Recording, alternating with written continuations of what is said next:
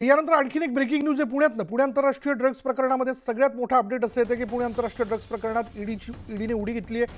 Drugs प्रकरणातील आरोपींची ईडीने माहिती मागवली आहे. ड्रग्ज प्रकरणातील सर्व आरोपींच्या मालमत्तेची चौकशी आता ईडीच्या मार्फत केली जाणार आहे. पुणे पोलिसांना याबद्दलची माहिती मागण्यात आलेली आहे. ड्रग्ज प्रकरणामध्ये ईडीचं पत्र जे ते पुणे पोलिसांना मिळालेलं आहे. पुणे पोलिसांनी आरोपींच्या मालमत्तेचा तपास करायला सुरुवात केली. आतापर्यंत पुणे पोलिसांनी ड्रग्ज प्रकरणामध्ये 11 आरोपींना विविध ठिकाणांहून अटक केली आहे. पुणे पोलिसांच्या गुन्हे शाखेने 3,500 कोटी रुपयांचं ड्रग्ज जे आहे ते जप्त केलं. अधिक तपशील आपण जाणून घेऊयात. आमचे प्रतिनिधी चंद्रकांत फुंदे या सगळ्या घडामोडींवरती लक्ष ठेवून आहेत. चंद्रकांत, काय अपडेट? विशाल, आपल्याला माहिती आहे या ड्रग प्रकरणामुळे फक्त महाराष्ट्र नाही तर देशभरात त्याची पूर्ण पोलीस दल हादरून गेलं होतं. कारण देशभरातलं आतापर्यंत सर्वात मोठी ड्रग कन्साइनमेंट यामध्ये पकडली गेलेली आहे.